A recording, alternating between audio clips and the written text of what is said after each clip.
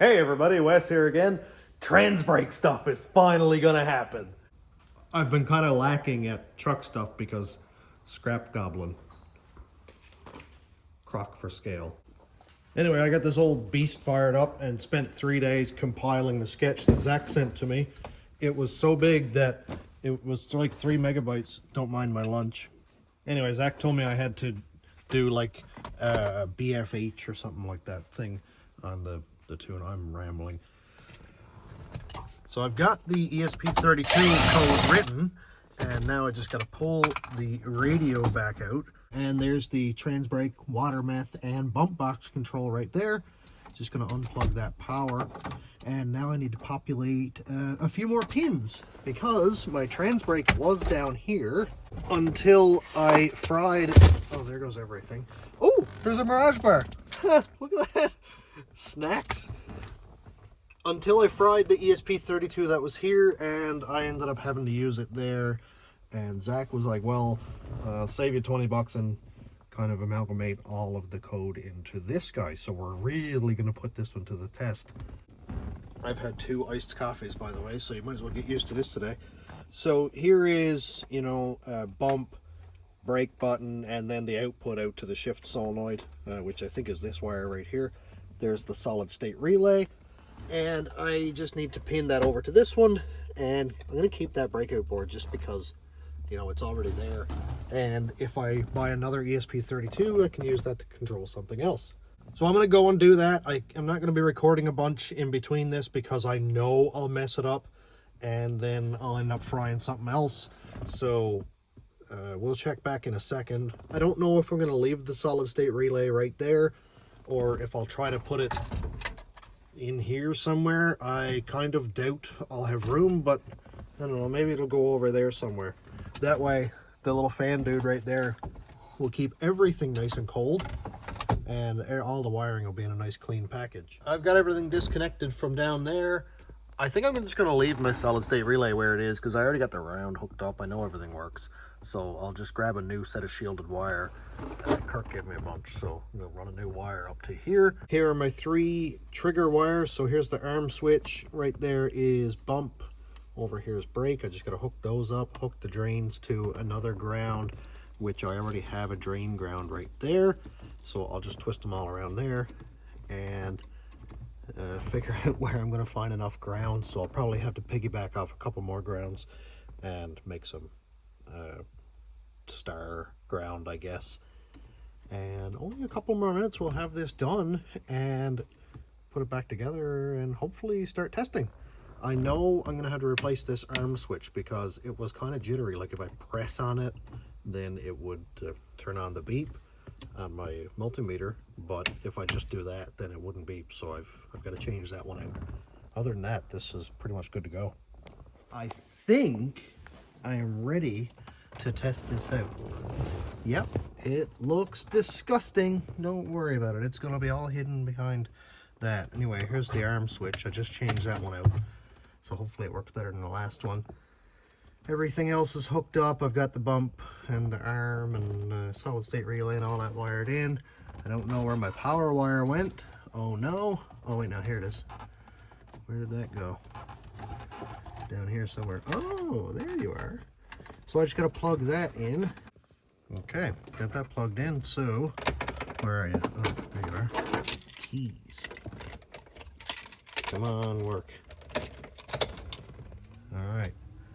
Oh, that was fancy. Zach, look at that. Watch the LEDs when I turn the key on. Haha, isn't that fun? I like that a lot.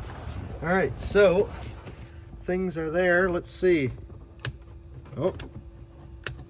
All right, so watch this one little LED right there when I turn on the arm switch. Light turns off. That's good. Let's try the bump. Yep, I can hear it. Listen. Great. So the bump, sorry, that's the brake. I'm so sorry. Let's hit bump now. Okay, no bump because the brake is not pressed. All right, I'll get you set up on the ground there because I need 2 hands for this. I'm gonna hold the brake. You'll hear the first click, and then you should hear a multiple of clicks when I hit the bump button.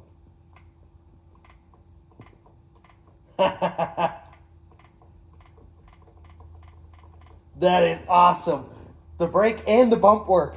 Dude, that is so cool. All right, now that this works and the blue light is on, so it's connected to Wi-Fi, let's open up the UI that Zach worked tirelessly on and used all of his credits multiple times for codecs, which costs more than probably my house.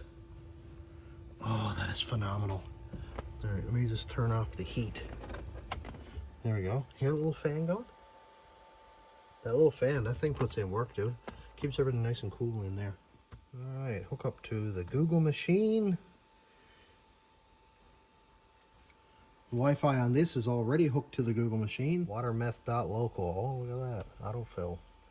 I haven't seen this UI in person yet. Zach has sent me a couple screenshots, so I am super excited to see what this looks like. Oh boy, look at that. Regular cab Silverado. Got a VS Racing turbo. Wow. Isn't that something? Look at that. VS Racing. I have never had a VS Racing turbo, but due to everything Sloppy says about it, I will be buying a turbo off of Verin when I'm not poor. Anyway, look at this. Methanol injection, live data. Right now, obviously, you know, no pressure because the methanol is not on. Map sensor is at atmospheric. Let's just do a 10-second test while we're here. Test section, here we go. Now, I'm just gonna go to force pump on. Yep, methanol is on.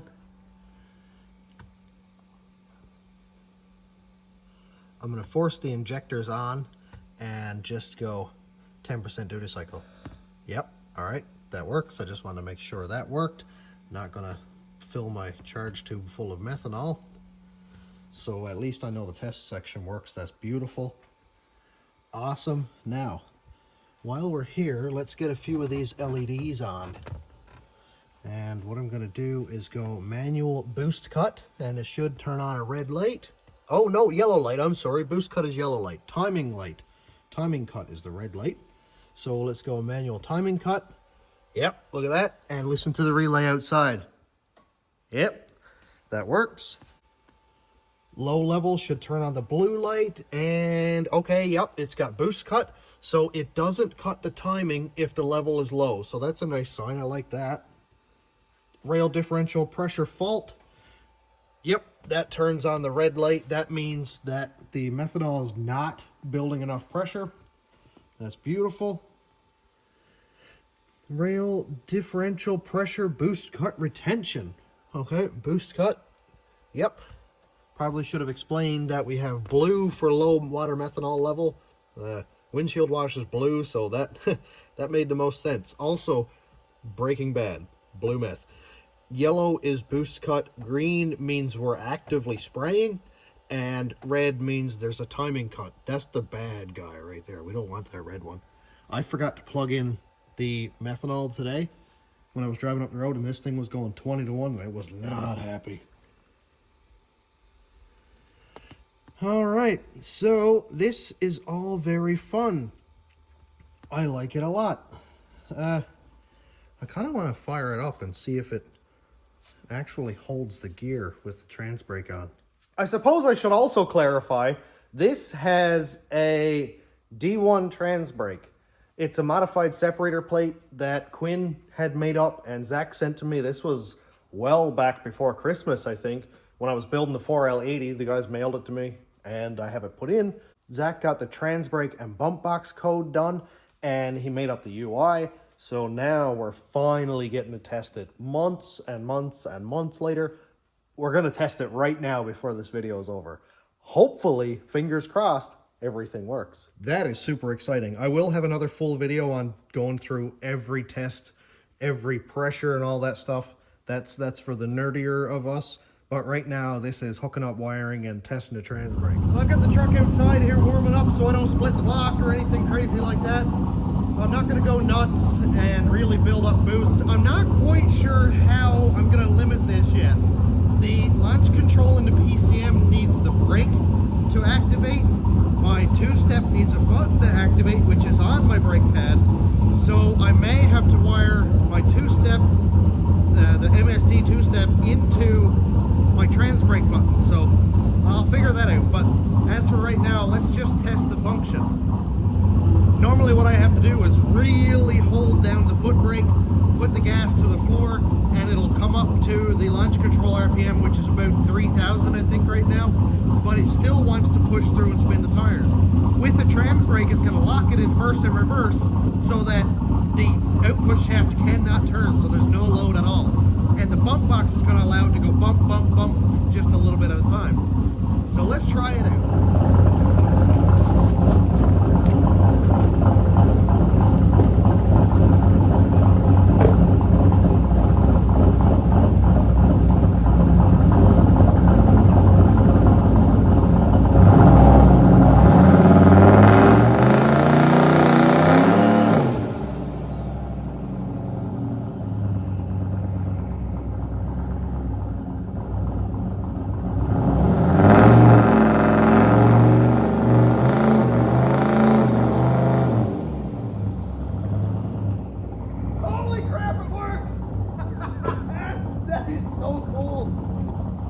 Wow! Dude, did you see it go bump, bump, bump? Oh, that is so cool. Holy. Alright, let's go see what I have to do inside the cab. Now, I haven't really tested this view, so hopefully you can see what I'm doing, but my tow haul button right here is no longer a tow haul button. That is now my Transbrake. So this is a D1 Transbrake. So that means I have to put it all the way down in first gear. So without the Transbrake button held, I let off the gas, it can move ahead. I'm just gonna back up a little tiny bit. Now, I go all the way down in D1, I hold the button, now I can hit the gas, it can't move. So now, I'm gonna hold the gas down. Now I don't have a way to limit RPM right now, so just a minute ago it went to 4,000. So watch this. I'm not touching the gas at all, but watch.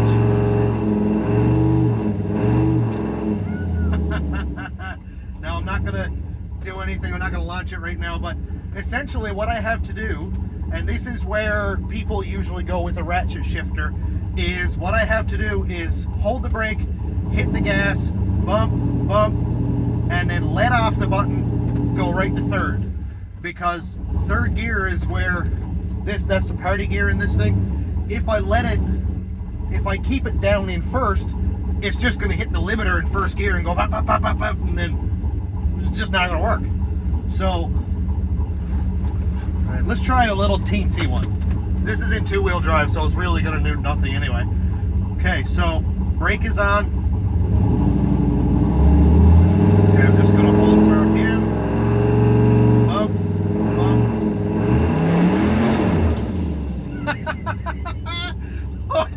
Oh man, I can't believe how well that works. Holy. Alright, we get one. We just get one. Now, where am I going to do this? Over here somewhere, probably. Man, I really hope I hit record on that. Alright, this is in two-wheel drive, so again, it's just going to lace the tires off. It is what it is. It's all we can do. Alright. Now, line up so I don't hit anything. Now, in the instructions it says come to a complete stop before you put it down in first. Man, I really like that bump. That's so cool. Alright, I'm going to hold some pressure.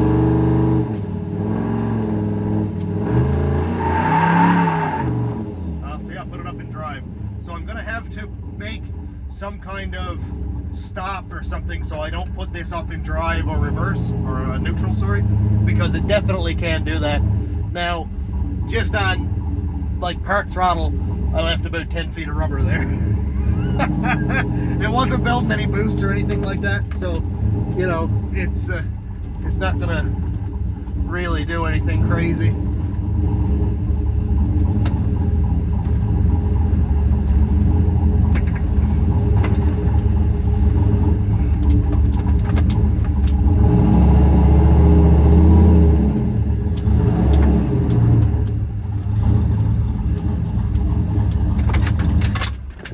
Holy, I cannot believe that works. That is so cool. I'm gonna have a lot of fun with this. I really need, it's just gonna take a little bit of seat time to get used to going from first up to third before it hits the limiter and hopefully not go up into drive or neutral. Really need to be in third gear when you're doing hood rat stuff like that. Zach, this is one of the coolest things we've ever done together, and it works! I'm gonna start testing the water methanol probably tomorrow or the next day after I get done with the scrap goblin stuff, and then really start making some pulls. I got a feeling that 60 foot is gonna go way down.